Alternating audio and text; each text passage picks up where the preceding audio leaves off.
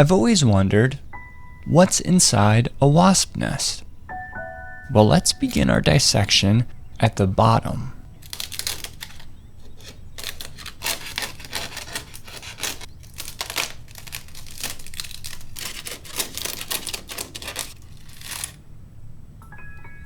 Looks like there's multiple layers of paper. These layers act as insulation for the nest, keeping it warm when the weather gets cold. But what's that? There's something else inside.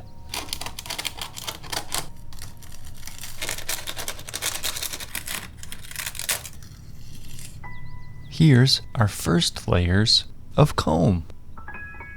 This is where the wasps develop. Some are trying to emerge.